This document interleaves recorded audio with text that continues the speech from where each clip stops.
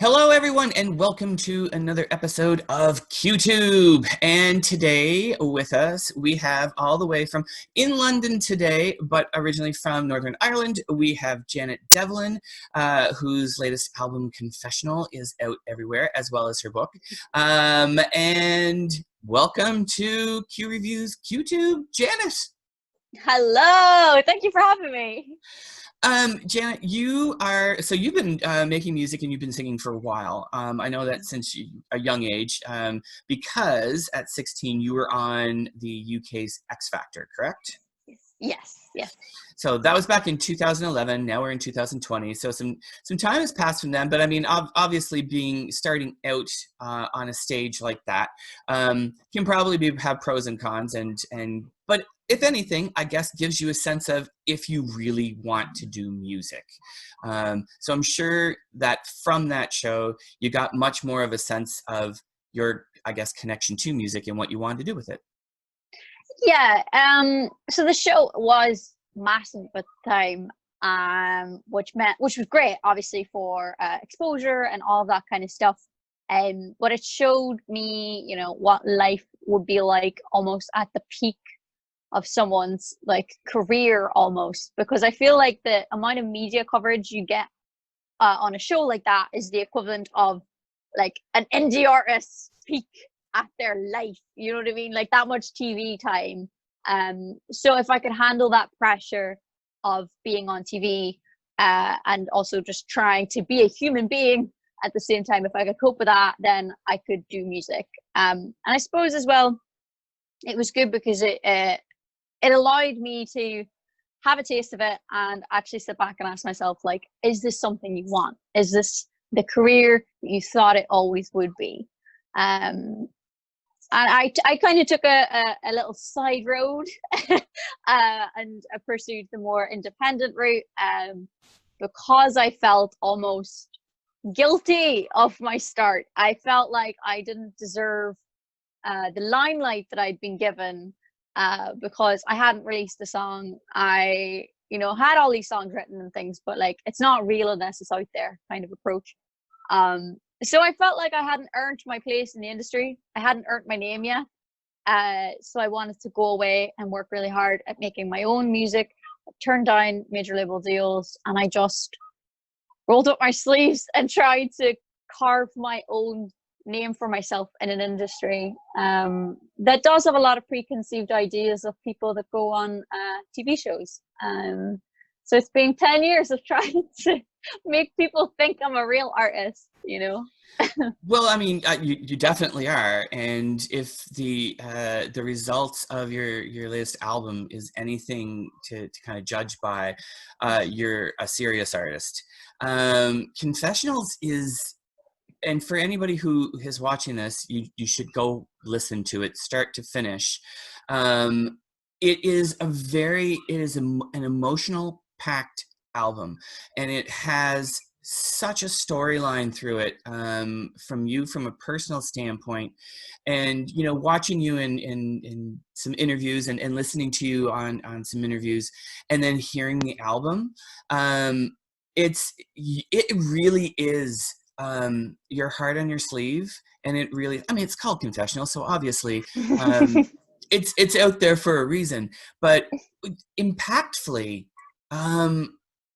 there's so much happening and so much on this album that I think so many, especially women, I think would want to hear. When did you start writing the album? Oh, wow. I started writing this one. I'm trying to think of like the first song, the oldest song in that album. Probably the first song in that album was like 2015, I think.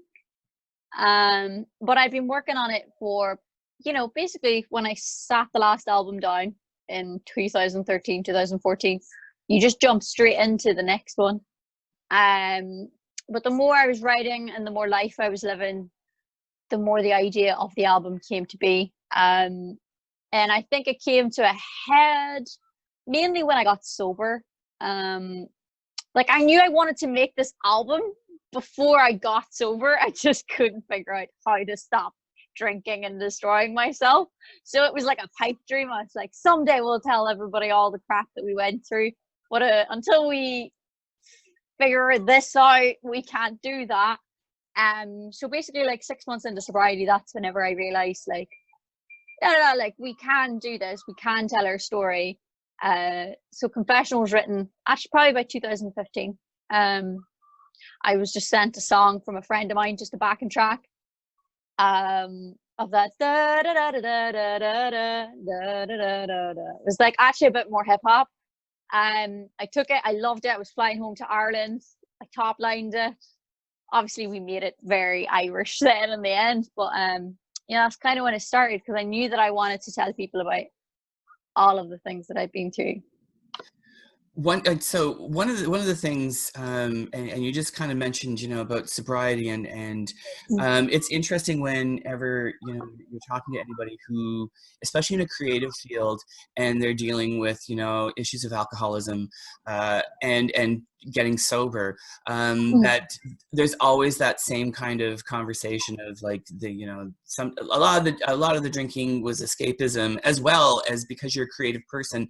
I think a lot of the times we think the drink brings it out more. So like a real backwards and forwards kind of BS in our own heads kind of thing. Yes. And then when you get that clarity from sobriety, and you can kind of look back, it's a huge feat to be able to accomplish that personally, because it's not something easy, and people struggle with it all the time. But then to channel that into the output of this album is really, like, I mean, it really is a piece of work that is just so strong. Thank you. So one of the things, and I get very excited about this because my last name is Fitzpatrick, so anytime that there's anything remotely Irish, that's related, I get very excited. And what you've done in this album is kind of, and I don't know if it was your choice or if it was producer's choice, or a combination, but you kind of masterfully layered in traditional Irish sounds, but kind of spun them up a bit for today. It reminds me a little bit of some of what Ed Sheeran has done on his latest album, but even more so because it's peppered through.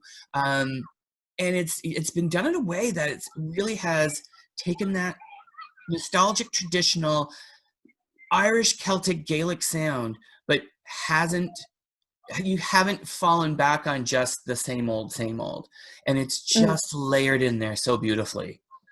Thank you very much. It's a funny one how it came to be, really. Like, I grew up playing traditional Irish music. I started playing the whistle, like the Irish whistle, the tin whistle, when I was 3 years old. And I was in a Keeley band by the age of 5. So I have always been playing. I started playing fiddle, all that kind of stuff. And then I just, I went into pop. And I thought those two worlds could never coincide. And what I loved, I even uploaded a few songs to my YouTube channel of just like these, I suppose most people would refer to them as like pub songs. Because for fun, sometimes I just write pub songs because I think they're great crack. Just for funsies, literally. But I remember working with Jonathan Cornby, who's the producer of the record. And at the time, I had no idea who was producing the record. I had the concept of the album down, and that was about it. And I maybe had about 6-7 songs that I knew were going to be on the record. And we had a writing session together, which went disastrously wrong. I know. But it was all through this preconceived idea that a lot of people in the industry have, that I did TV, therefore I can't write my own songs. And I turn up to a session and I say, what if we change the but to a the? Boom, I got writing credits. And that happens a lot. But that's never really been my way. And I don't want to say that everybody in TV land does that. That's not true. But it's just like how people in the industry see folks like myself. So he'd basically written a song. And I don't like quitting. So I stuck it out. We finished his song together. I didn't like it. But I loved him and I loved his energy, and we got on really well. We had a lot of things in common. We liked the same philosophers. I don't know. And I said to my team, I was like, I love him. I think he's class. The song's shocking. It's terrible.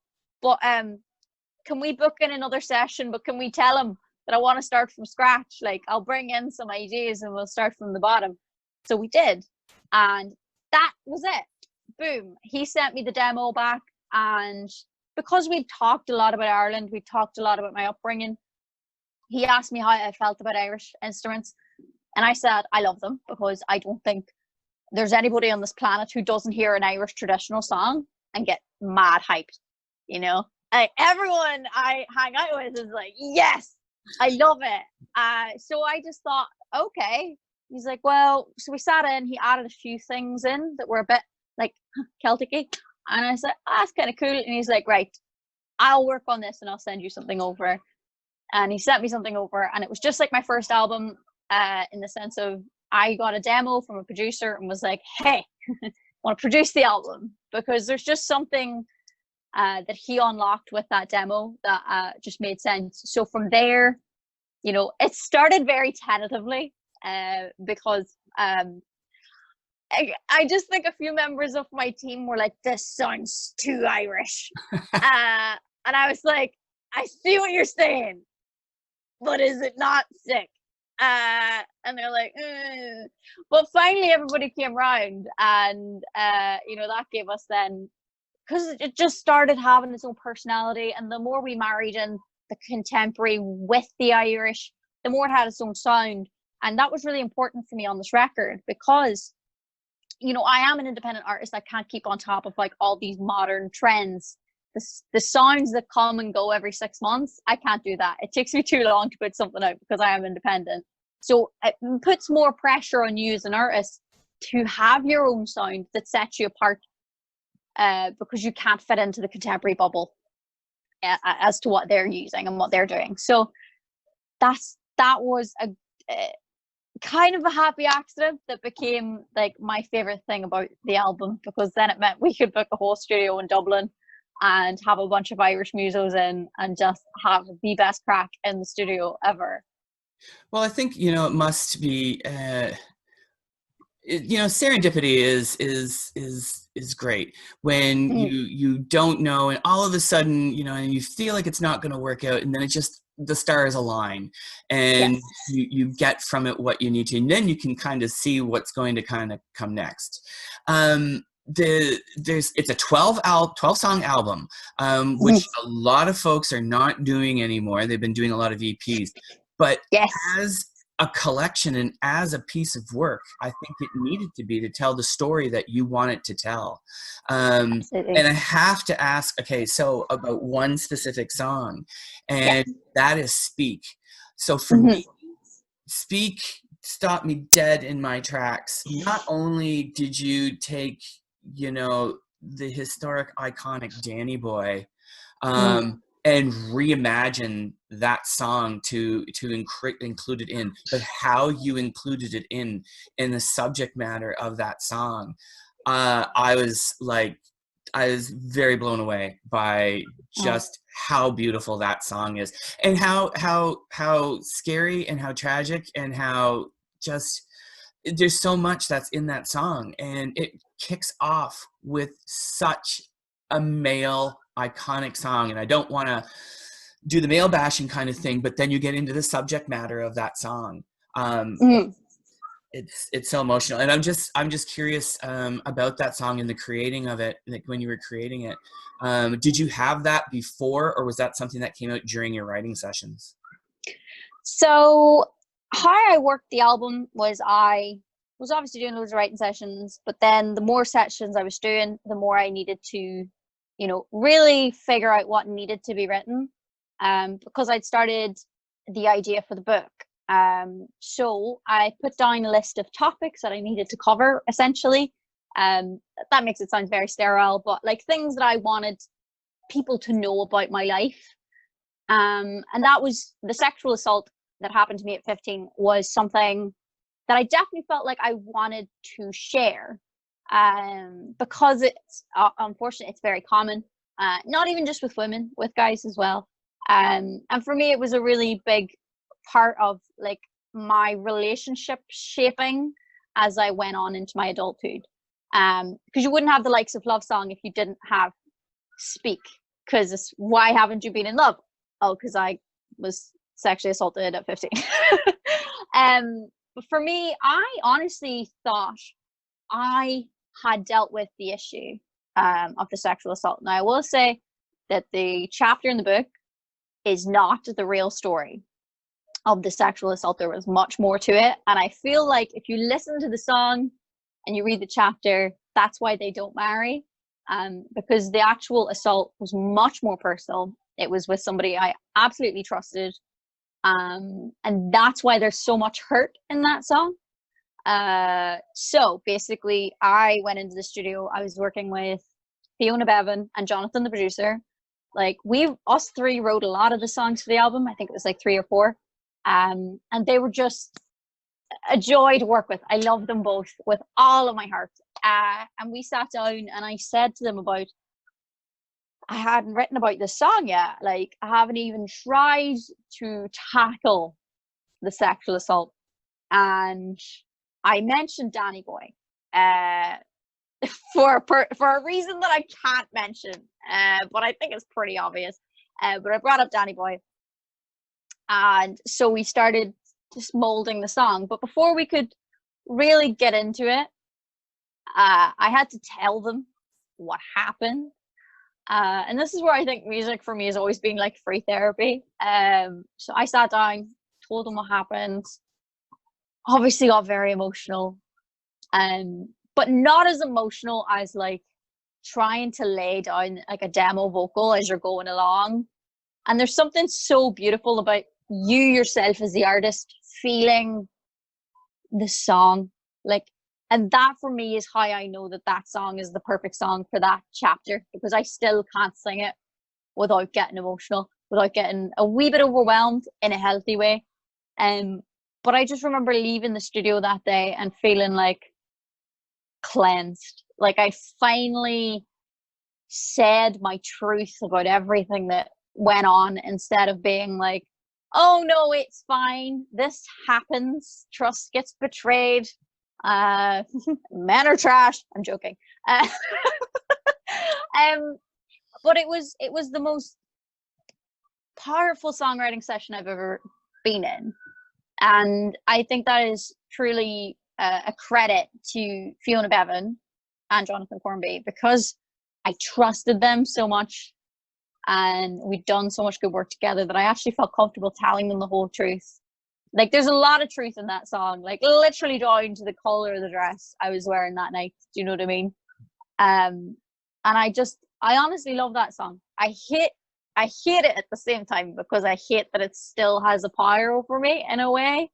But I think that there's a beauty in that, and I think that's why I do love performing it, because I feel like I still have an emotional attachment. It is a very powerful song, I will say, and it was the one that, as I've listened to the album a number of times, and it was the one that when I first heard it, that I was just like, that it's such a tent pole for the album. But it also, what it does is it does show, when you get to the end of the album, you feel like you've been on a journey with you. And it's an emotional journey for sure. And what keeps, and I to your credit and to your genes, I guess, in a way, what keeps the album from ever going into a dour kind of place of hopelessness or anything like that, with some of the heavy content that's in it, is the fact that you know how to spin that Irish melody to include it in, but also your voice is otherworldly.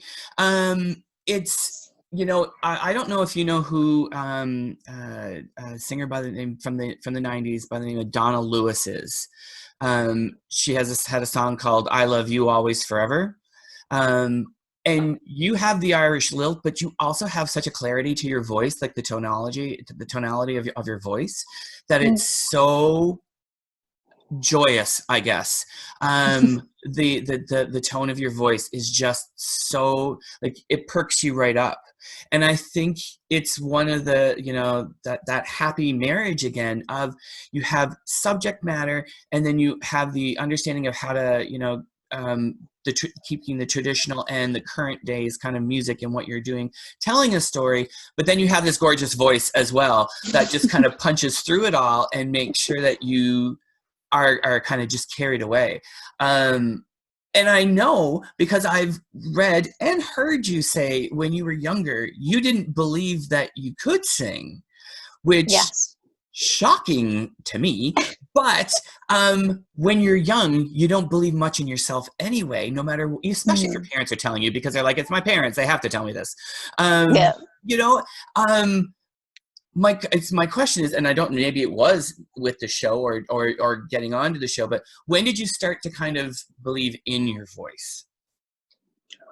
Ooh, that's so hard. It's been such a long journey for me. Like, I've always loved singing, and I think, you know, scientifically it releases happy hormones in your brain. So if you sing, whether or not you're good at it, you still have a good time. And I was never, even if I wasn't good at it, I was never not going to sing. Like, it was fun for me, and I enjoyed writing.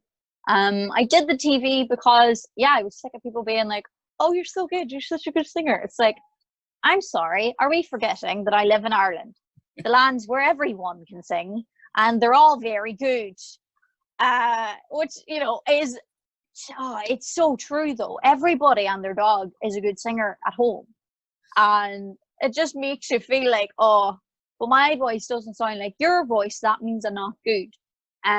So I started the YouTube channel, but like, I never interacted with any of the comments. Like, I seen people coming in and leaving nice things, but I never really believed them.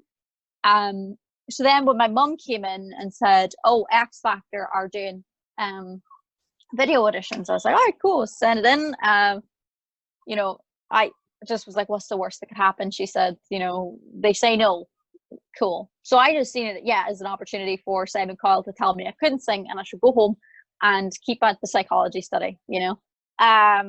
That's not what happened. It went really well, but unfortunately, my self-hatred was kind of so prolific at the time of X Factor that I just thought everybody was like a part of this weird joke that I wasn't involved in. That it was like a fun thing to say that I could sing, because I hated myself, I hated my voice. I had a boyfriend at the time who would also say, your voice isn't that good, you're not that great. So I was like, oh, this guy, he gets it, you know. But after the show, starting my own album, still didn't get it, you know. I just didn't get it. I didn't get what people liked about it. Moving then into, I met a producer called Graham Please. Now, everything apart from the album, he's done all my vocals on every other release. And honest to God, he was probably the main thing that got me to believe in my voice. He's a firm believer in journey and emotion and feeling. And, you know, I slowly started to understand that was my strength. But yeah, I don't have a big vocal acrobatics or anything like that. It's not me. I'm not Whitney Houston. But I apparently like have this ability to make people feel things. And what's wrong with that? You know, different skills for different people. So he was like almost like my vocal mentor throughout my life. From the first time I met him to all the years that we've worked together, it's always been about like pulling out the best of what I can do. He does a lot of studio psychology where he'll tell you what you did wrong and then tell you a story about his olden days and then ask you to do a take. So then you've subconsciously remembered what you're supposed to do. I don't know. He's a genius. But he was the man, yeah, that just, I don't know, just with his sensitivity and his attention to detail, always manages to bring out the best in my voice. And because he's so good at recording my voice, it made me slowly like my voice. And it made me comfortable with it. So it's honestly, it's him. I can understand where that would come from. We're our own worst critics, of course. And, Yeah. you know,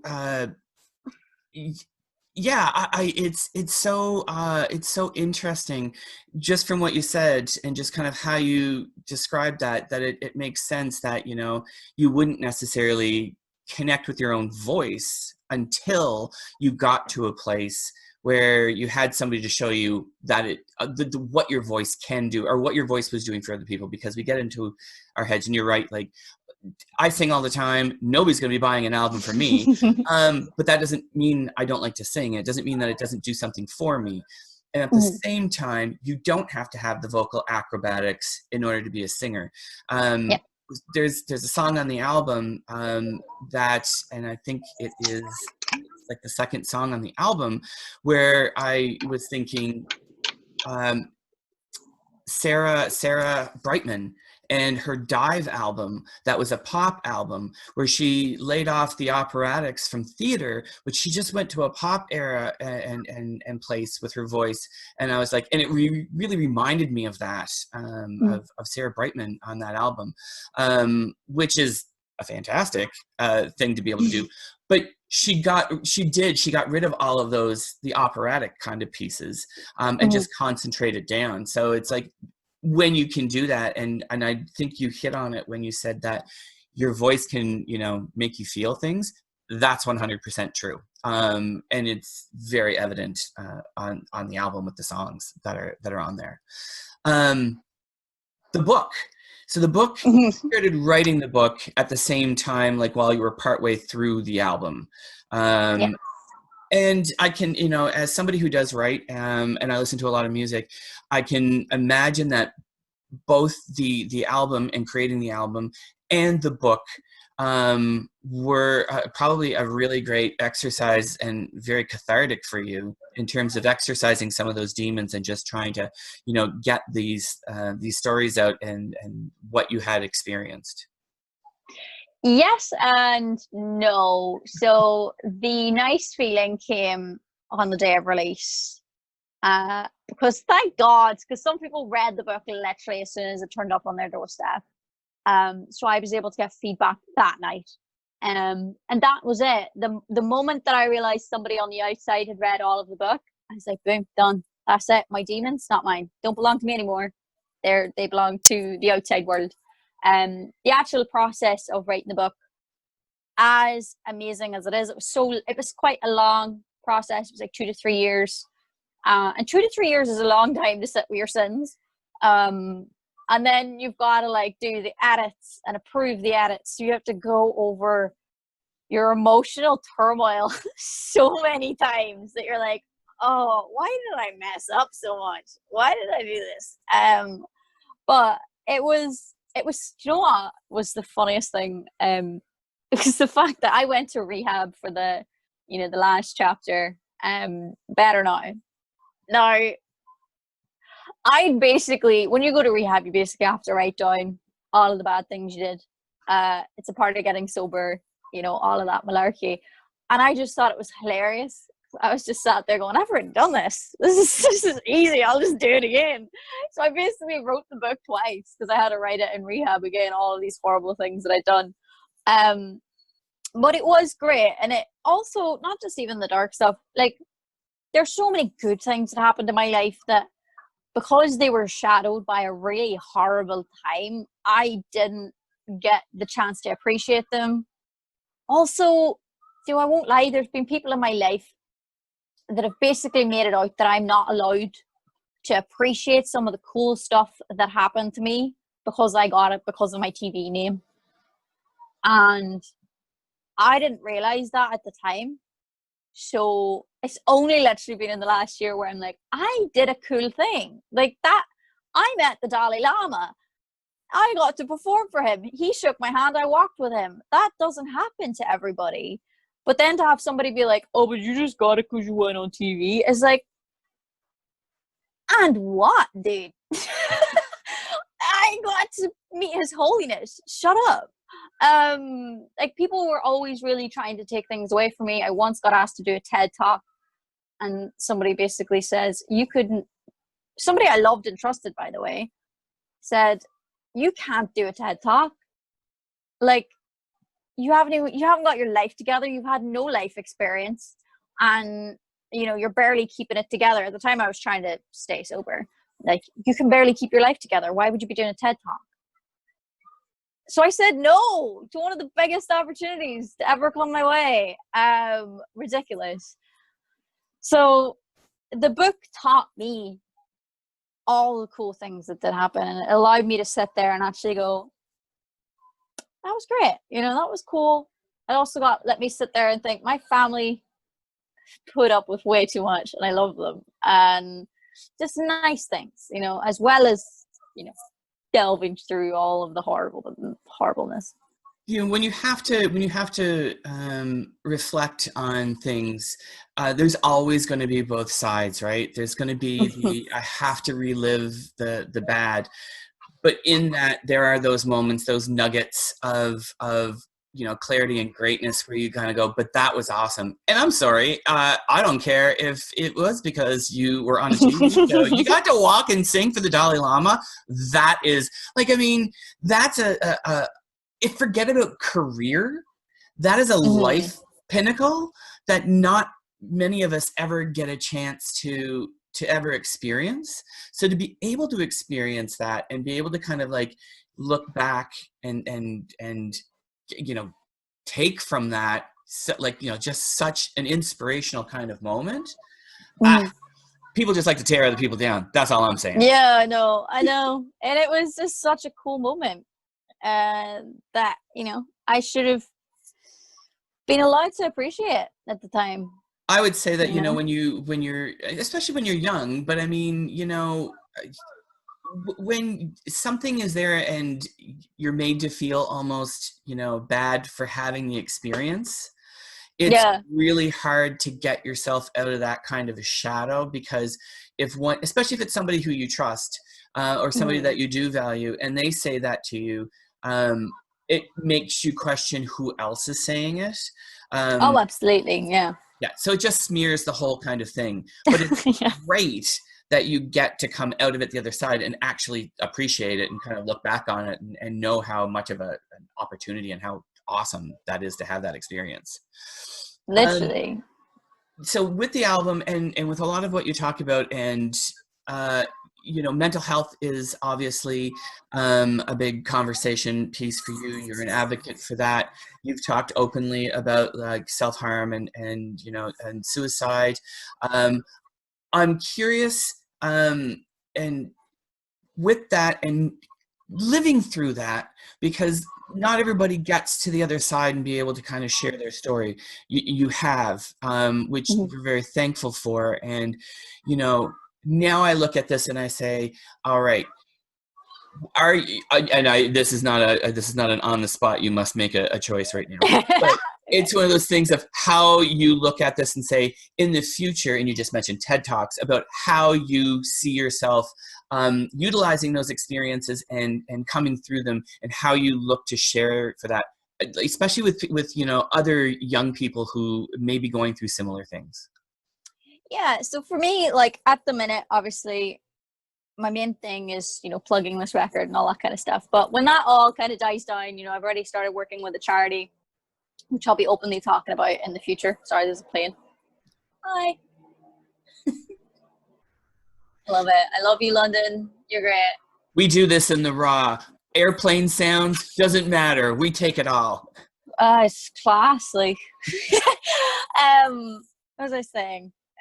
So basically I've started working with a charity that is for young people, and it's a suicide helpline, and that's very exciting. But for me at the minute, I think I'm trying to do something that I kind of wish I had at the time. So basically, I started a TikTok. I know, so down with the kids, but basically I just started kind of joking about my mental health, because I always do it, but I didn't really find a place to put it. because Instagram is for cool people, and Twitter is for the angry, and Facebook is for your mum. So basically, I found TikTok and I tried, doing the whole plugging myself thing, and it died on its arse. And it's like, well, that's not for us. So let's just make things that we find funny. So a lot of the dialogue surrounded about my mental health and my sexuality. Yeah, I think that's the two main topics of my TikTok.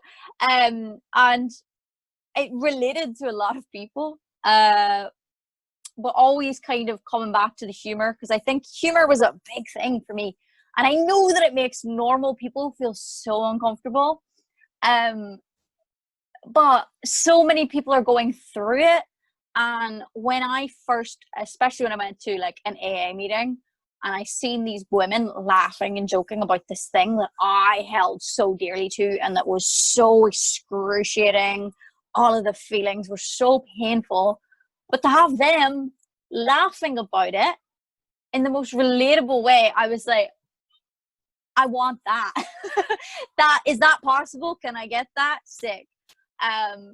So I just joke about it, like in a, not in like a harmful way, just like sharing my own experience, normalizing the conversation of therapy and all that kind of stuff. Humor, and I completely relate to this. Anytime I've been in a dark place and I've experienced anything in my life that was traumatic, humor and music has got me through. The humor, because I just know that like you can feel the weight of things, and the more like you don't get rid of some of that weight in some kind of way, the heavier it feels, and it just can feel so crushing. That for Absolutely. me, it's kind of like I have to deflect this somehow, because I only can take so much, and humor is where I go. And it's jarring for people, very jarring, because they think that you're supposed to be, in a state that's not humorous. Mournful and shameful and guilty. Yeah, but for me, I have to steer into humor, because I look at the world and I see so many tragic things, but I don't laugh at them. I see the ridiculousness of what's happening and why. And I have to be able to center myself, and humor is how I do it. So I completely relate. I completely empathize with you on that. Yeah. So yeah, that's kind of been the fun part of it, has been like the TikTok side of things, where I can just joke and have now an audience that I always had like a predominantly male following, but for the first time in my life I've got young women, so I'm like, wow, this is cool, right? But I also have like a YouTube channel, and for me, when it comes to talking about serious topics, I've talked about my alcoholism, and I've talked about like my suicide attempts and things. When it comes to talking about that kind of stuff, I have a very different video approach, and I think it's kind of like anti-YouTuber in some ways. Like, I don't edit those videos. I just sit down and I talk for like 40 minutes about my experience with either whatever I went through, just to kind of humanize the topic. And it's a very hard, like, things that are, when I actually am being serious, it's very difficult to talk about those things, because I've done TV appearances and I've talked about it, but it's very hard to explain X amount of years of your life in like a 3-minute segment. It's very cold. So for me, it's an important thing for me to sit down and just share my story, uncut, just stream of consciousness, and just my actual feeling. And it's been helpful, because it means that, yeah, if somebody wants to sit and have a giggle at me laughing at my mental health, grand, fine. But if somebody wants to sit down and potentially relate to something that I've gone through, like, I do actually have like a more real side where I actually share. And, I put those videos up just to, like the whole concept of the album, just like sharing my experience, just to get it off my chest. And the feedback has just been more than I could ever have imagined, really. Like, having young women and young men and, non-binaries, all whatever, all coming in and just being like, oh my God, I went through that. This is the thing. You said this thing that just totally summed up my feelings in that time. And, or I thought I was the only one. And I just remember being in their shoes, and just the fact that they found something in it that might have been enough for them to go get help. Just that gives me more purpose than a number one ever could, really. Like, the fact that you can reach somebody and get them to go get help means more than any money could ever give me. As someone who's worked with youth the better part of my life, what I'll say is that you are the artist. You are the exact kind of artist that they need. You know where you're at. You know what you've been through. You're not trying to sugarcoat it, but at the same time, you're relatable. You deliver the message and you deliver your truth in a way that's very relatable to them, that they don't typically get because they're sat in a room with somebody who's maybe an authority figure, or they're sat in a room with other peers and it's directed by an authority figure, whereas you're somebody that they can relate to, that's closer to their age, that has been through it, and you're talking it to them in a language that they can understand and kind of get down with. Yeah, but I also think it's very important, because when I was going through a dark time, the only people speaking about alcohol abuse, drug abuse, or suicidal thoughts, they were like talking about it like it was a good thing. Like it was like part of it. Like you had to be in pain to make art. Like you had to suffer. You had to be mentally broken to create amazing things. And that is not the truth. You can't create anything if you can't get out of bed. And I just wanted to more so share like a things from the recovery side, like the other side of it, where life, you're not living in the miserable. Because I always find that the only people talking about it were like glamorizing it, and that used to it makes my skin itchy when I see people plug, like I hate to say it, but like shilling their music with the whole like, oh, we hurt ourselves, like we're so cool, we're so broken. It's like, stop that.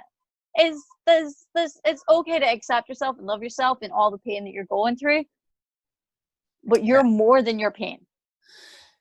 Completely. And I think that's what I mean by like, you are that artist that they need to hear from. And I think that there's so many more out there that need to, be a part of that kind of conversation with an artist like yourself. And I think that's probably why you're gaining so many more, I don't know if it's followers or whatnot, but your audience is growing from that kind of piece. And then you get to where we are now, and like it's such a in one way I want to say exciting, but it's also just heavy, the journey and the adventure and the madness that you've kind of been on. But you've gotten to here, and the one thing I have to say is Big Wide World, the video. So you put that out. And of course, we're in COVID. Yep. I certainly hope if somebody's watching this 5 years in the future, that saying that doesn't still apply, because it feels like it's just going on forever. But, you do this video in social distancing. It is such an uplift, like to watch the video and you jogging through the. Were you in London, or were you in Ireland when you shot that? Brighton. So England, but the coast. Yeah, and it's just such a fun. Nothing dramatically human. Yeah, I know. But it's just such a fun because it's so light, and knowing. Off the album, off the book, and your most recent YouTube video where you did speak, and you really shed so much of yourself out there, and then you get the music video. it's such a pleasure to watch, because as you get to know your story, to know that you made that video while you're jogging and when you go through the park and people are on their bouncy balls and then the truck Yeah. comes along and you're on the hood of the truck and he drives you away for a bit, right? And then you land and you end that video with you in a beard. And Yeah. I think I'll go home now. It's just, it's a pleasure to watch because it really says to me, it's kind of like how far you've come and how good you are, like how good with yourself you are, or so much better with yourself that you are, I guess. Yeah, I think if somebody was to watch a video of mine from like 2014 and you see my very tired, hungover, puffy face from just like the years of self-destruction, and then you fast forward and watch that music video, it's two different people. You know, I used to take life incredibly seriously, and so seriously that I just didn't enjoy it and I just hated it. That it is a big deal. It's just a silly, happy video, but it's much bigger than that. Like, I was there, I was a good weight, I was a healthy person, you know, things like that. I mean, the joke of the beard is it's a Forrest Gump reference because I watched that movie 3 times in rehab and I'm never watching it again, ever. I'm never watching it. So I just wanted to make sure that my knowledge of Forrest Gump got well used in the video. But it was just so fun to have fun and to just try and bring a bit of joy. Like, the song itself did come from a dark place. Like, it came from this time where I just put my first album out. I was in debt, a lot of debt. My team weren't earning their money back at the time. And I just had an offer come in for an American label, who I'm still with and I love them to pieces. But at the time I was like, why are they wanting to sign me? They're never going to make their money back. And at the time I was incredibly suicidal. And I basically put my suicide on hold to go to New York City. And I get there and everything just washed away. All of my pain, all of the hard things that I've been through, because I'd always wanted to go to New York City. I'd always wanted to go to, like, just be there and be present. And I was stood at the top of the rock. It was minus 24 degrees. The city was shut down. Nobody was around. And I was able to look out over that city landscape and realize that everything was solvable. Nothing matters realistically. All the things I was putting so much pressure on were just redundant. That I was so minuscule, but equally so important at the same time. And I could change my life if I wanted to. And here I was in the city I wanted to be in for work. And I just felt so empowered and so overwhelmed with joy and just sheer euphoria that I knew that I needed to write a song about that. Just that happiness that I felt. And that's how Big Wide World came about. And that's why it sounds like just a regular pop song to people, and I get that, and that was the point. But for me, it symbolizes so much more than that. And just even writing it was fun. I wrote it with Lauren Aquilina, and I was like, this has to be the happiest, gayest song we've ever done. And she's like, how do we do that? I was like, marimba. So we literally wrote the whole song on marimba. Just for the whole day, it was just bam, bam, bam on marimba on the keyboard. And it was just so great just to have fun, especially in the middle of a record that is quite dark. Like, I wanted that moment for people to be like, what? This doesn't belong here. Because that's how that moment felt in my life. It felt like, what? This doesn't belong here. It's and like I said, I mean, I have a little bit more, you know, kind of listening to the album and following up on the book and, you know, watching your videos because I want to have a really good understanding when we sit down to chat. You know, and I've been following you for the last little bit.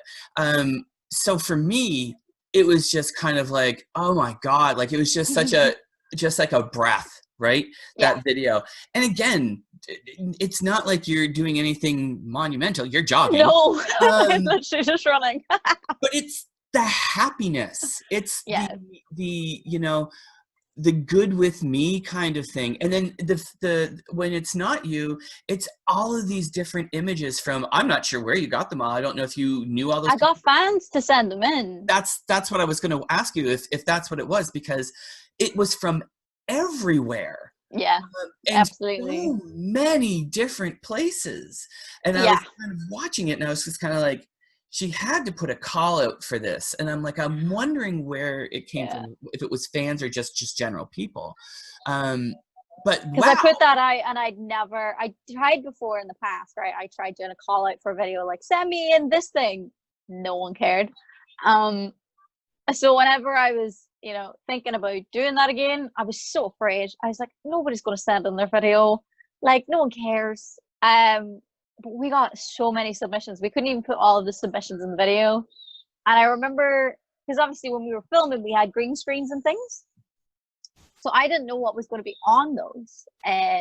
But when I watched the video back for the first time, like, I cried, because I am a soppy gal these days. Like, when I see cute animals, cute kids, and old people, I'm like, oh my God, this is so nice. I hate it. And it just, for me, I just love the fact that the people that made a difference on my life could be in my music video, sharing their happiest moments along with the song about my happiest moment. And it just felt like a nice full circle moment for me. I said to, I was having a conversation with another artist recently, with a couple of artists, about music videos. And I was like, the days like are gone. I'll listen, I'll watch a Taylor Swift video with all the colors and things just as much as the next person.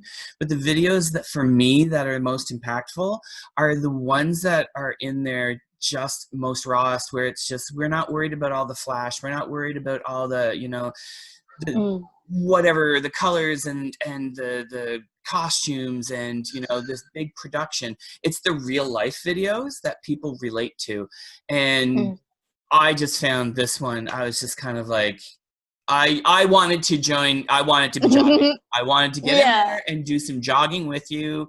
It just, you look happy, you look healthy, you look, you're living your best you. Yeah, and I just think it's a really special kind of moment for, as a part of this whole, adventure and journey that you've been on, to have that video at the very end. I think even when you watch the older videos that have come out with this, they've all been very dark. They've been very dark, and I love them because I do have a dark side. Like, I'm that girl who's like obsessed with true crime and murders and stuff. Like, I can't hide it. It's just, I'm basic like that. I don't know why it is. Why do I care? I don't know. So I just love horror films and stuff. So bringing those dark elements in, like, did I ever think I'd be stripping down to a pair of nude knickers and painting myself gold? No. Did I? Yes. And I don't regret it. Like, the things I've done for these music videos is hilarious. Somebody had to, bear this in mind, somebody had to sit down. So in one of my videos, I'm painting myself, and one of them is like a nude portrait where, like, I'm singing over my shoulder, so it's just my head, my back, and my arse. That sounds fine because people forget the process it takes to get that. I actually had to stand there in a room full of people with me arse out, singing over my shoulder into a camera. Not the worst bit. Somebody else had to take that footage, visual effects, paint me in my naked glory, and then people forget that those stages actually had to happen because all they see is the drawing. But I love it, and Katia has been amazing to work with. She's done the music videos for this project, and I think we're going to be doing another one, which is, fingers crossed. But I think the sad thing is, music videos are dying art for independent artists, I will say, because there's no budget to do those things, and unfortunately, I don't think people realize, they watch a video and they're like, cool, on to the next one. They don't realize, like, how much money goes into those and how you don't get a return. Like, there's, like, when you make a music video, you are literally making a movie for you, because it's never going to be profitable. you're just doing it because you wanted to get your art viewed from a different angle, or you had this idea that you just really wanted to make. But it's becoming a thing that, yes, we have the likes of Taylor Swift, who she's not lacking in budget to make these amazing masterpiece movie quality music videos.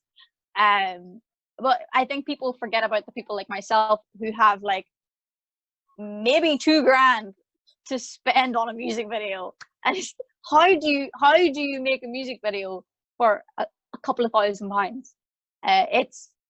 That's where it's tricky, and that's where it's almost painfully fun to try and make something creative, artistic, that's representative of the song, but that won't look crap and devalue the music. And it is an experience.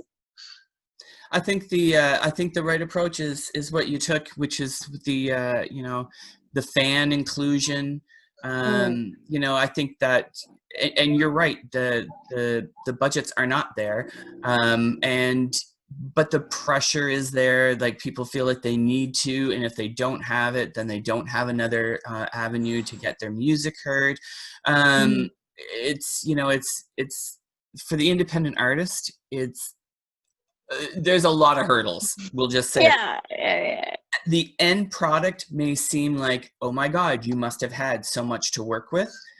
But the reality of it is that, a lot of it sometimes is like friends who know how to do this, or I have to learn how to edit this. And lots of people doing lots of favors, like YouTube helped me out in one of my videos. Thank God. One of ours we got to use as a YouTube space. They gave us a budget, so that meant I could hire a crew and all that kind of stuff. Like, it's rare. That stuff never happened to me before, and that was only one occasion where that ever happened. And that was just like, oh my God, we have some budget, not a lot, but we had more budget than usual. But I think a lot of times, being an independent artist, sometimes you feel like you're living in the shadow of these major label artists who put out all these amazing things. And then when people who don't understand the difference between an independent and a major, they go, why don't you have a music video? Like, that's not a single, it doesn't have a music video. And it's like it doesn't take away from the art that person just made. They don't have the money for it. And also, I think, the funniest thing in my life is trying to explain to people what indie is.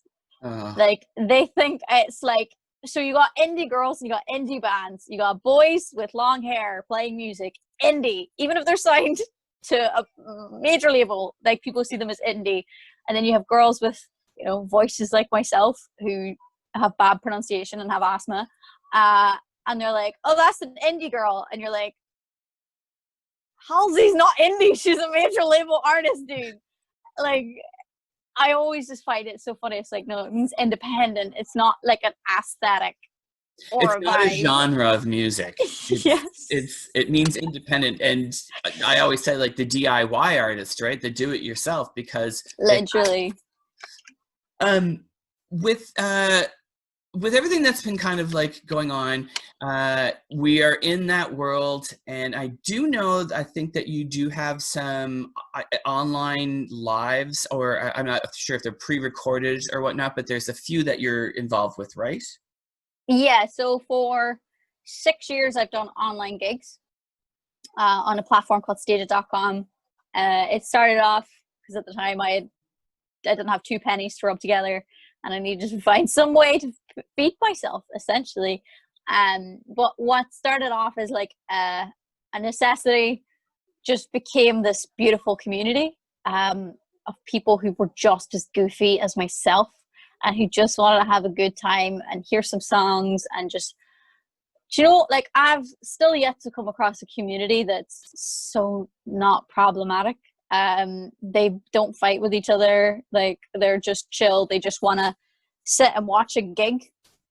And to be honest, like, I do 2 shows in a night, once a month, and first show's for the UK, and it's normally like the more professional show where, we have jokes and we have a good time. But then part 2, I always have more people go to part 2, and I honestly think it's because they know that I'm mental in part 2, because I'm like the type of girl who goes to bed at 10 and, you know, gets up early, and then I'm singing at 1 o'clock in the morning, so I'm delirious. But it is such a good time. I have such a blast. They have really, like, my online little do crew that go to the stages are the people who have kept the morale going for me and staying in this job. Because that once a month, having a little cheer on from a group of lovely people really did make such a difference throughout my career. Like, I don't know what I would have done.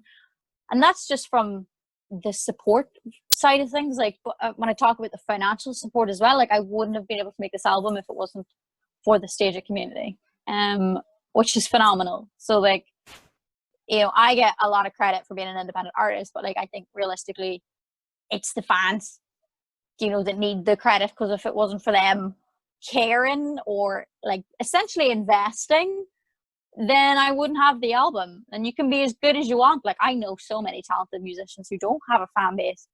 And that's the difference. It's like, it's the fans that make the project. Like, for me anyway, definitely. fans are super, super, super important. And hopefully we're going to help grow some for you and other independent artists. Listen, this has been fantastic. These conversations tend to go lengthy. It's how I like it. But, you know, especially for an artist like yourself, there's a lot to kind of dive into. And yeah. I'm excited to, once you kind of get through this next phase of music, and, you know, the album is out and the book, and you start to work on the other stuff and new stuff, and, you know, working with charities and that kind of thing, is to be able to then come back around again and see what has changed in that, because I just think that everything is kind of ticking upwards in the Janet Devlin area of the world, which I think I hope is so. fantastic. It's just, yes. Thank you so much for your time. I really appreciate it. This has been great. And so anybody we're at the end of this video, but if you're still watching, which you should be, you're gonna go find Janet Devlin online on all of the socials. You're going to go to Spotify or Apple, and you're going to find her album Confessionals, because that's the new one, and you're going to go stream that.